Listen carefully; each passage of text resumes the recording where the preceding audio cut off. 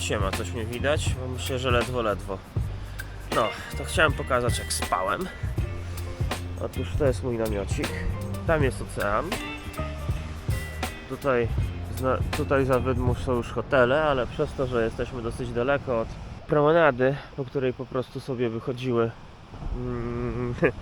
patrole policyjne i tam ludzie by mi dupę zawracali. Tak, tutaj proszę bardzo, całość zamieszania jest tam. Ja tu mam namiocik, tu jest jakaś, nie wiem co to jest nawet, falochron betonowy i za tym falochronem skitrałem sobie namiot. Tam wykopałem trochę grajdołka, żeby namiot w miarę równo stał. I co jest ciekawego, bo to chyba warto nadmienić. Generalnie jak aura jest taka jak tutaj, w sensie jest tak ciemno, no to raczej by się każdemu skojarzyło, że jest 4 rano, przynajmniej tak to by wyglądało nad polskim morzem. Tu jest już 10 po 6 rano. No jak mówiłem, inny czas słoneczny względem czasu zegarowego. No i co ciekawe dla mnie, tutaj 6 rano, no generalnie o 6 rano, no to nad polskim morzem, no to wydaje mi się, że byłoby nawet całkiem sporo ludzi, którzy wyszli sobie na spacer. Tutaj nie ma nikogo, nawet ludzi z psami, nic zero. No ale nie będę na to narzekał. Miałem spokój przez całą noc, tam może o 1:00 jakaś, akurat jak się położyłem, jakaś parka gdzieś tam wyszła sobie stamtąd. Gdzieś tam szli, ale no nie słyszałem już, żeby wracali, bo po prostu zasnąłem. Więc chyba dobrze. Okej, jeszcze się zastanawiam, czy się wykąpać w tym oceanie, czy nie, no bo z jednej strony będę mniej śmierdział, z drugiej strony będę cały w soli, ale tak, mam nadzieję, że będzie ładnie. Pochmurno jest strasznie, no ale zobaczymy, wszystko jest dla ludzi. Jest trochę jaśniej, to nagram. Tak właśnie wyglądała moja miejscóweczka do spania. Tam wyżej jest już wejście na plażę. Tutaj jest, proszę bardzo, ocean, a tam jak się wyjdzie zza tego, nazwijmy to falochronu, jest już, zaczyna się promenadka. Na razie tam zmierzam ze względu na to, że wczoraj widziałem, że tam jest jakaś publiczna toaleta, więc może będzie można się ogarnąć w cywilizowanych warunkach. No dobra, zęby już umyłem. Wracając do tematu, ktoś może mówić, dlaczego wybrałem toaletę dla niepełnosprawnych. Pomijając wszystkie złośliwostki w komentarzach, no to dzisiaj tutaj miałem do wyboru, nie wiem czy to widać, albo toaletę dla niepełnosprawnych, a tam przy drugiej są symbole surferów, więc niepełnosprawnych ani wczoraj, ani dzisiaj nie widziałem, natomiast surferów całkiem spoko. To nie będę się pchał tam, gdzie może być tłum. No. To jeszcze ostatni widok na tą promenadę. No i lecimy. Może się uda znaleźć jakiś otwarty sklep, a jak nie, to prosto w kierunku autostrady. Może nawet plan minimum na dzisiaj to dojechać do Burgos, a jak się uda, to może nawet i do Salamanki. A tu jeszcze chciałem nagrać, bo fajnie wygląda. Tutaj jest taki chyba sztuczna zatoczka z wodą morską, a po drugiej stronie jest już, jak widać, o tam może przybliżę nawet, mała marina z jachtami, a tam dalej już wyjście na ocean. Także uroczo. Przedstawiam Wam Carajillo. To jest taka kawa z koniakiem hiszpańska. I spytacie mnie, hiszpańska? To ty jesteś w Hiszpanii? A no jestem w Hiszpanii, udało mi się w końcu dojechać.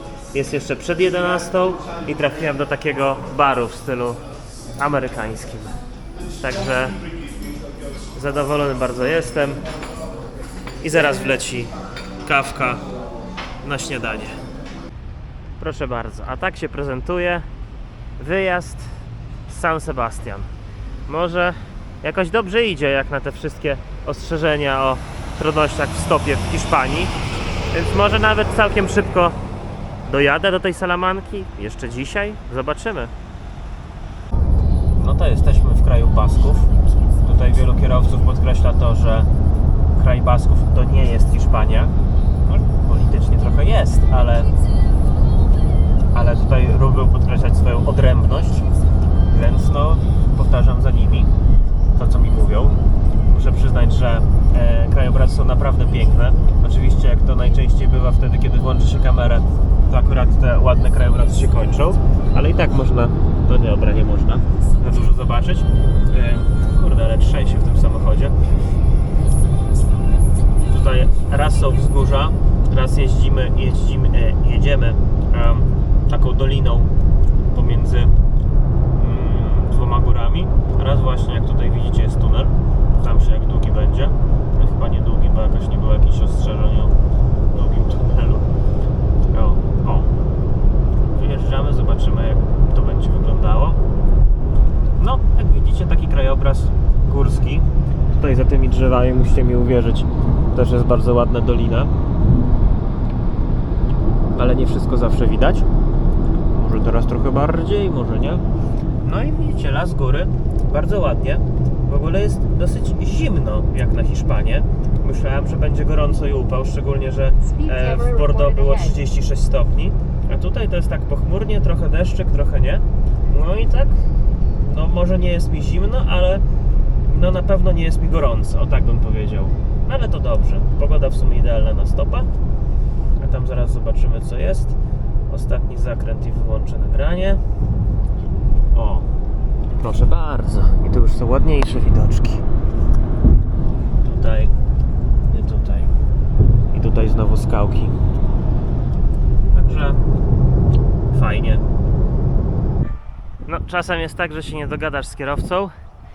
Tutaj podwiozła mnie taka przecudowna pani, która pracuje w więzieniu. I nie zrozumieliśmy się z nią, jak mówiłem, że chcę stację benzynową przy autostradzie. I wywiozła mnie na jakąś pipidówę. No i będę musiał znowu zasuwać.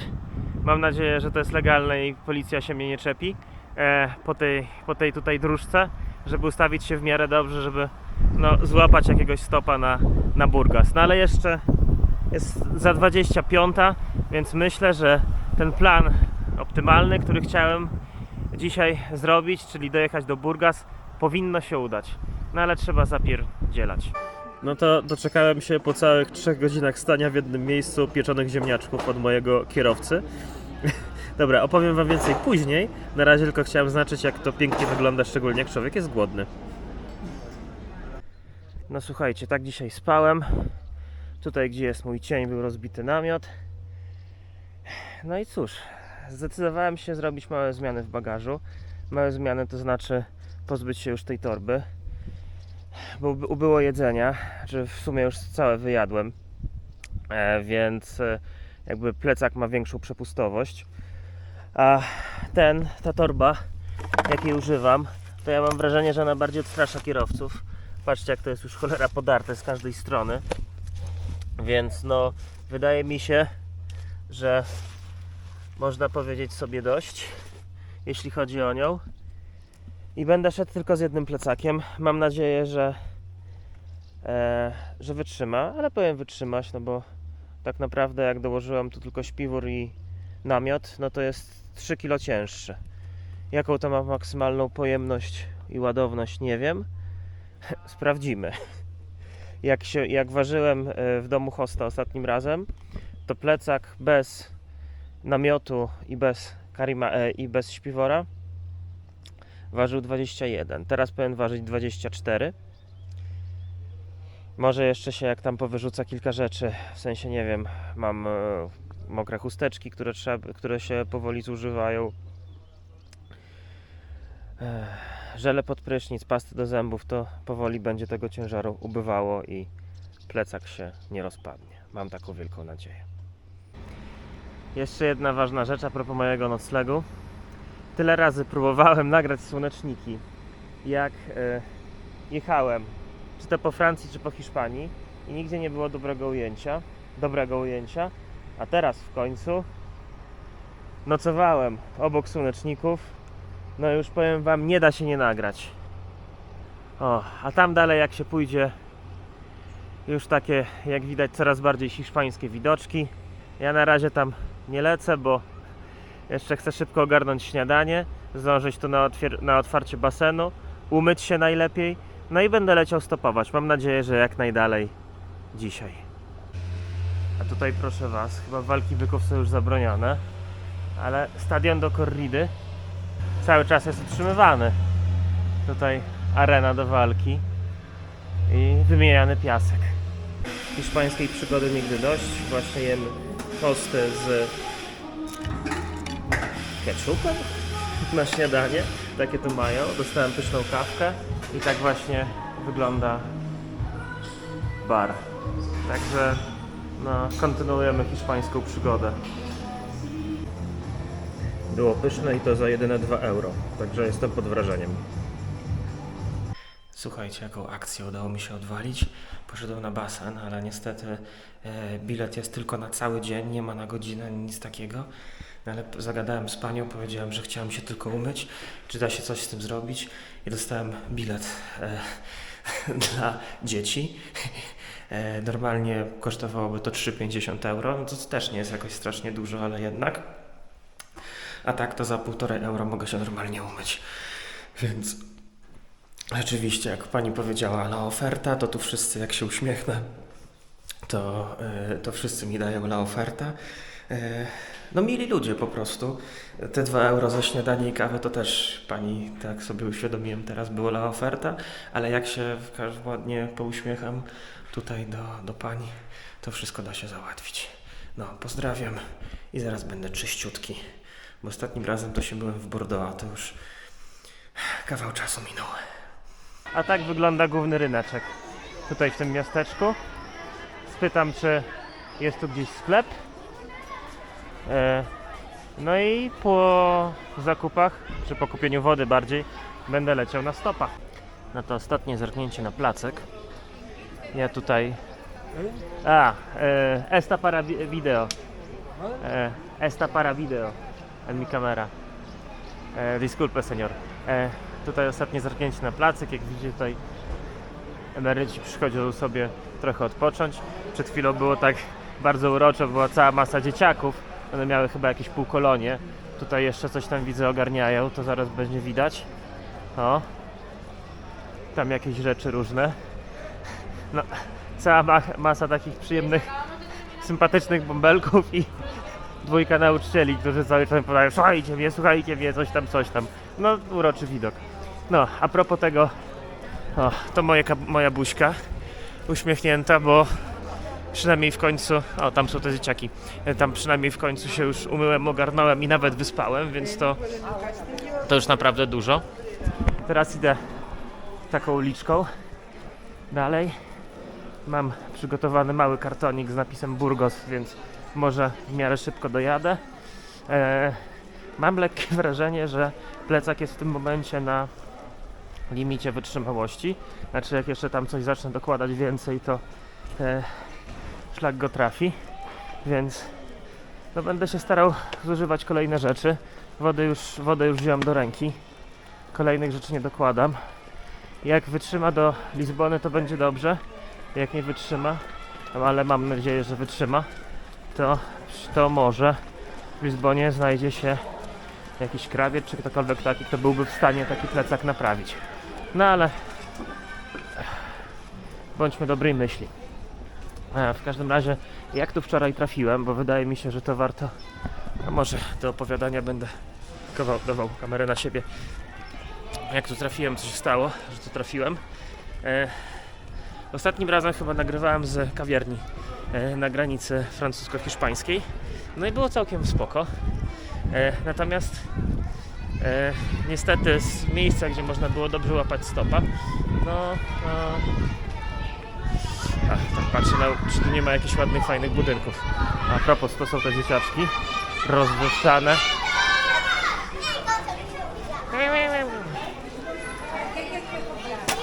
Dobra, nie będę tak na chama dzieciaków nagrywał, ale sympatyczne, takie fajne.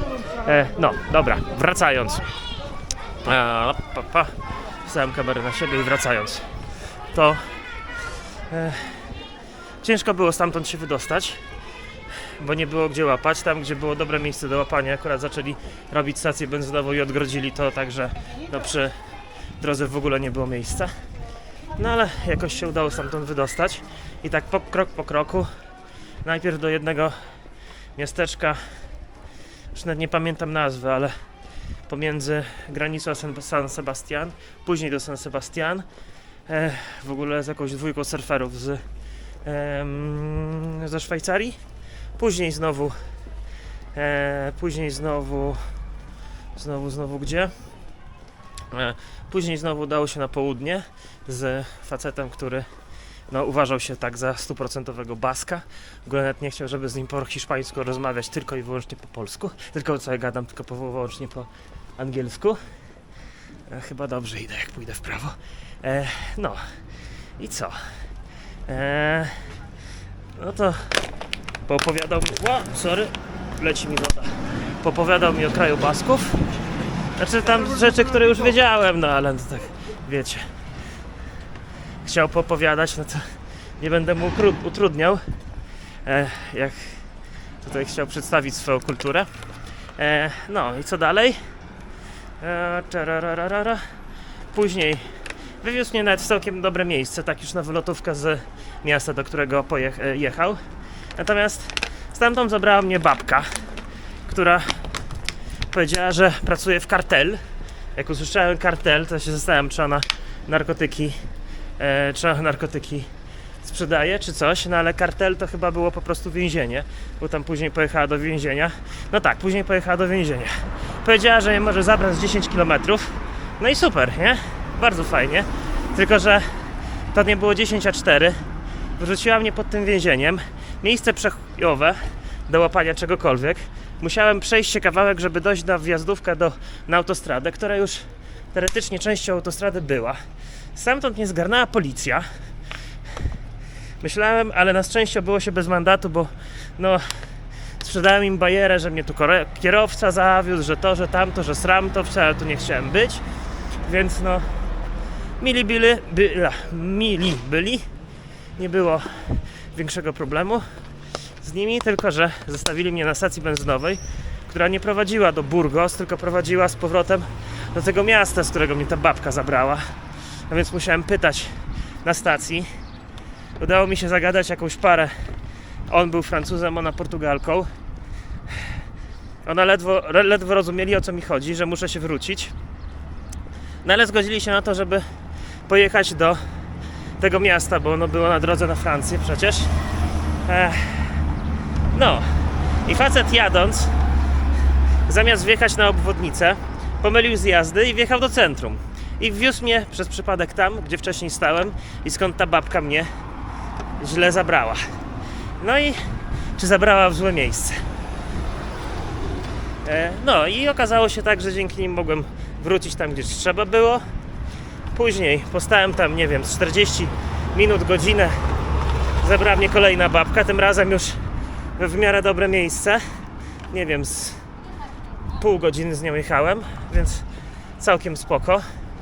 Wiozła mnie do takiego mniejszego miasteczka. To tam znowu dla odmiany stałem już w dobrym miejscu, ale musiałem czekać 3 godziny, bo wszystko to był ruch lokalny.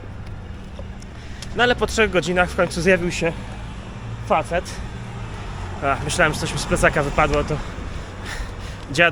dziadzia postukuje laską, żeby się przywitać. No i znalazłem faceta, który w ogóle okazał się taki bardzo religijny. Powiedział mi, że jak chcę, to mogę spać w namiocie wszędzie. Tylko muszę powiedzieć, że to jest jedna noc, że jestem pielgrzymem, który idzie do Santiago, więc w ten sposób, słuchajcie, stałem się pielgrzymem na szlaku do Santiago de Compostela. Wymieniliśmy się numerami, powiedział, że jakby się coś działo, to wam do niego dzwonić. No i co? Jeszcze mogę powiedzieć. Przespałem się tam, gdzie widzieliście, bo już to pokazywałem przy tych słonecznikach. Później poszedłem na basen. Udało mi się umyć. Jestem świeżuteńki. Minus jest jedyny taki tych wszystkich przygód, że teraz jest już trochę późno. No ale tutaj wszystko zaczyna się z opóźnieniem. Nie tylko we Francji, ale i w Hiszpanii. Więc mam nadzieję, że nie będzie to duży problem. No, teraz jedę na wylotówkę z tego miasta. No, nazywa się Brewista. I lecę dalej. A proszę bardzo, to taka rzeczka przepływająca przez środek miasta, a tam z tyłu park. A ja szukam sobie wymówek, żeby przerwę sobie zrobić, bo jednak chwilę muszę iść, aż wyjdę na tą wylotówkę, ale no jest już 12. Ale myślę, że jeszcze 15 minut już będę mógł łapać. No to jadę przez Hiszpanię. Tutaj udało mi się znaleźć tira do Salamanki. No, muszę powiedzieć, że przygód było co niemiara. Znowu musiałem dymałem aż do końca miasteczka. Tam spotkałem policję. A że policja jest różna, to wolałem spytać, czy można łapać stopa. Powiedzieli mi, że nie. Zacząłem iść na następną stację. Do tej stacji to trochę, jak się jej przyjrzałem, była mała, więc zacząłem iść do następnej. Tam spotkałem dwójkę takich starszych Hiszpanów. Oni powiedzieli mi, że szedł z nimi gdzie indziej. Ja znałem się, gdzie idą.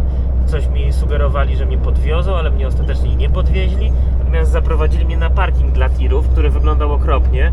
I miałem wrażenie, że nic tam nie złapię.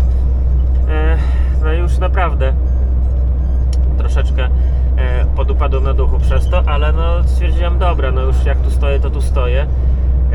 Im dziękuję za pomoc, no i będę pytał. No i kurde, pierwszy tir, który był, no to tam było 2 Ukraińców. Tutaj w międzyczasie widoki pokazuję. Siedziało 2 Ukraińców, no to ich tylko pozdrowiłem i poszedłem do następnego samochodu spytać, co słychać. No i okazało się, że pan, który pochodzi z Maroka, powiedział, że mnie może zawieźć do Salamanki. No to tak to wygląda, więc nie mogę narzekać. Uda mi się dzisiaj zrobić plan minimum, a może jeszcze podjadę trochę dalej. Także jestem zadowolony. No a tak wyglądają pola w Hiszpanii. Suchutko, złoto. Od czasu do czasu trafi się pole słoneczników, pagórki. Wcześniej były góry. Także krajobraz zróżnicowany, ale no hiszpański na swój sposób, że tak powiem. Tutaj takie bardziej tereny zielone płachty, no to po prostu są miejsca, które są sztucznie nawodniane, bo tak to wszędzie tu jest suchusieńko.